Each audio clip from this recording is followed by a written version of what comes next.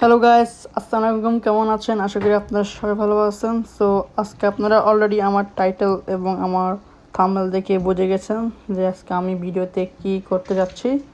হ্যাঁ গাইস, তোমরা ঠিকই বুঝেছো। সো গাইস, আজকে আমি আমেরিকাতে তৈরি করতে যাচ্ছি হাঁসের মাংস। সো তোমাদের সাথে আজকে আমি এই ভিডিওর মাধ্যমে শেয়ার করব কীভাবে আমি আজকে আমেরিকায় হাঁস রান্না করি। সো তোমরা সম্পূর্ণ ভিডিও দেখতে থাকো। সো আমরা ভিডিওতে কী করবো না করবো এবং কী কী মশলা ইউজ করবো নাকি সব তোমার সাথে এই ভিডিওর সাথে শেয়ার করব। সো চলো আমাদের আজকে ব্লগটা শুরু করা যাক, লেটস গো। এরপর আমরা সর্বপ্রথম যে কাজটি করি সেটা হচ্ছে মাংসগুলোকে আমরা পানি দিয়ে ভালো করে পরিষ্কার করে নিলাম, কারণ যেহেতু এই মাংসগুলোকে একটু পর রান্না করা হবে আর যেহেতু এগুলো হাঁসের মাংস, সো হাঁসের মাংস একটু ভালো করে ধুতে হয়।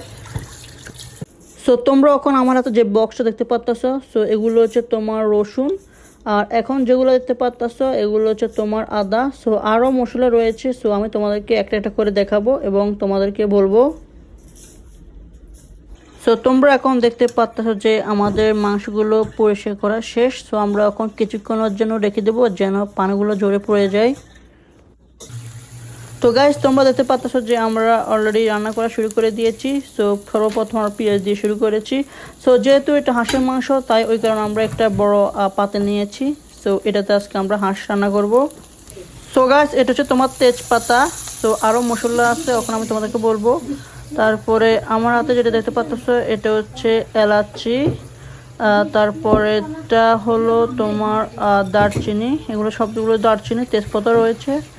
সো সমস্যা নাই, এটা যেহেতু মিক্স। তারপরে তোমার আর যেগুলো এগুলো তোমরা জানো, আদা রসুন এবং কি আরও আছে, তো আমি তোমাদেরকে দেখাবো। সো এখন আমার হাতের সামনে যেটা দেখতে পাচ্ছ এটা হচ্ছে তোমার হলুদ। তারপরে এটা হচ্ছে তোমার জিরার গুঁড়া। তারপরে এটা হচ্ছে তোমার গরম মশলা। সো যেহেতু গরম মশলা কমে গেছে, সো বাদ দাও। তারপরে হচ্ছে এটা হলো তোমার মরিচ। সো আজকে আমরা এগুলো ইউজ করব হাঁস রান্না করার জন্য। সো তোমরা সম্পূর্ণ ব্লগটা দেখতে থাকো। তো তোমরা অলরেডি দেখতে পাচ্ছ এখানে সবগুলো মিক্স করা হয়ে গেছে। এটা হলো মরিচ, এটা হলো জিরার গুঁড়া,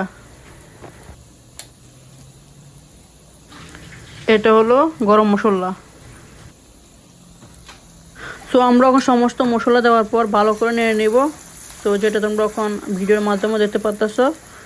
সো এটা করার পর অবশ্যই আমাদেরকে নাড়াতে হবে ধৈর্য দিয়ে, যেন মশলাগুলো চারদিকে ছড়িয়ে যায়।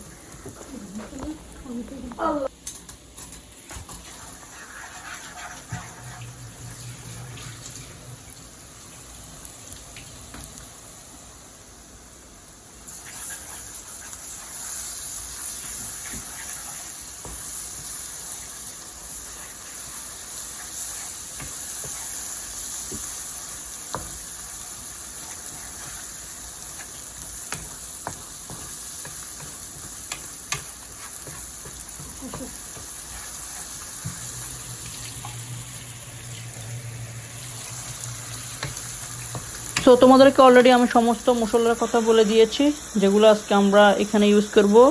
সো গাইস, তোমরা আমার সম্পূর্ণ ভিডিওটা এনজয় করো, সামনের দিকে কী কী ঘটবে না ঘটবে। সো তোমরা দেখতে থাকো।